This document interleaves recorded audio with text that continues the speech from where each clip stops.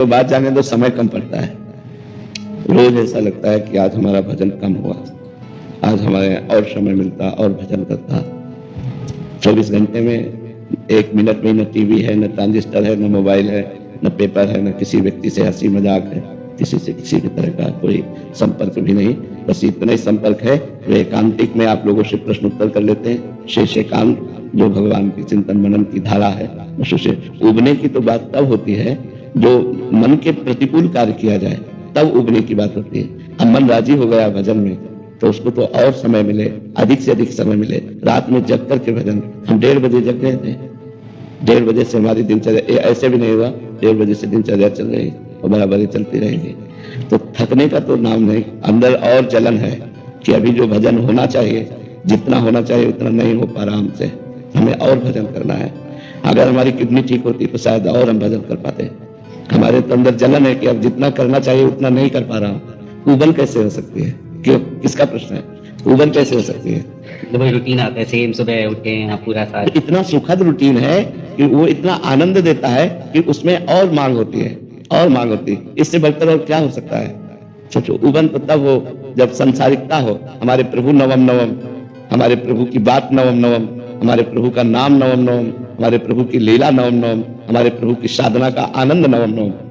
नयो नेह नव रंग नयो रस नवल श्याम वृषभानु किशोरी, नव पीतांबर नवल चूनरी, नई नई बूंदन भींजत गोरी, नव वृंदावन हरित मनोहर, नव चातक बोलत मोर मोरी, नव मुरली जो मल्हार नई गति, श्रवण सुनत आए घन घोरी, नव भूषण नव मुकुट विराजत, नई नई उरप लेत थोड़ी थोड़ी, जैसे हित हरिवंश आशीष दे तो मुख चिर जीवो को कल्याणोरी। सब कुछ हमारे प्रभु का नया है। पुराना हो तो जीव में नाम नया नया लगता है, रूप नया नया लगता है, सब नवम नवम है। पुराना हो ना ये लगे बार बार रिपीट कर रहे हैं, थकान लगे। मुझे थकान नहीं, मुझे और नशा चढ़ता है, और जपूं और देखूं और गाऊं और रटूं और जगूं और रोऊं, ऐसा लगता है। तो हमें तो थकान तो महसूस नहीं होती, उबन भी महसूस नहीं होती गुरु कृपा से। बस यही लगता है कि और भूख लग रही है और भजन की भूख लग रही है, और प्रभु के लीला गायन की, प्रभु के लीला चिंतन की। तो इसमें उबन तो है। इस संसारिक दृष्टिकोण से तो ये सब कि हम नया नया चीज देखना चाहते हैं। जैसे आप पूरे साल यही पीला ही डालना है तो लाल डाल सकते हैं, पीला डाल सकते हैं, काला डाल सकते हैं, तो यही तिलक लगाना है, उतना ही करना है श्रृंगार भी प्रभु का। तो इसमें उबन नहीं होती महाराज जी? बिल्कुल नहीं होती। अच्छा, और किया, चलो आज अमेरिका घूमने चलते हैं, आज बैंगलोर चलते हैं, पूरा साल 6 महीने वृंदावन में इसी कुटिया में रहना। हाँ, नहीं उबन।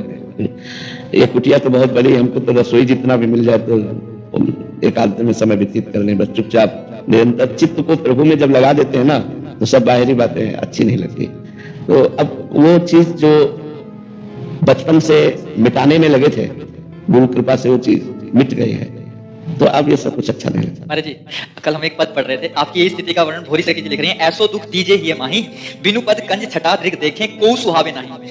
नाम रटें दृग ढारें आंसू, छिन छिन अति अकुलाही, काहू सो मिले वो न सुहावे, बातन सो घबराही।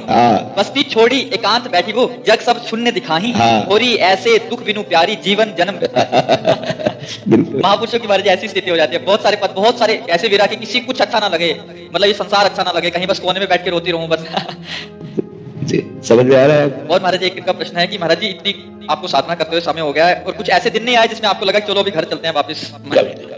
गुरु कृपा से कभी नहीं। एक सप्ताह भोजन नहीं मिला, गर्मी सर्दी बरसात ऐसे ही सहे।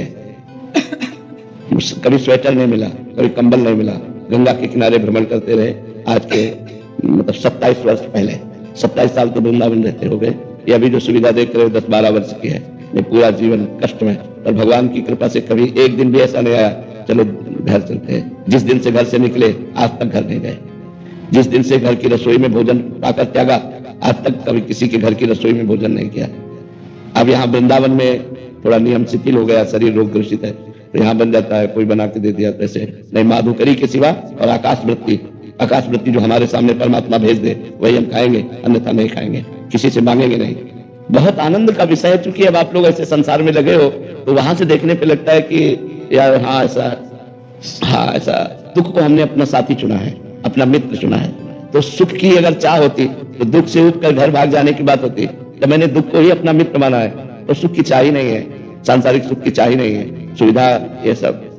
ये हम इन सुविधाओं के अधीन नहीं है, ऐसी फैसी ये सब सुविधा ये तो आज शरीर रोगग्रस्त है इसलिए इसे स्वीकार किया है, ये कड़वा के बाहर फेंकवा देते हैं। हमारा स्वभाव ऐसा था। पर अब प्यास लगती है, पानी लिमिट में पीना है, इसके लिए हमें ठंडे वातावरण में रहना है जिससे हमें अधिक प्यास न लगे। और बोलने की सेवा है और इसमें प्यास लगती ही है, तो दुख को ही हमने अपना साथी चुना है।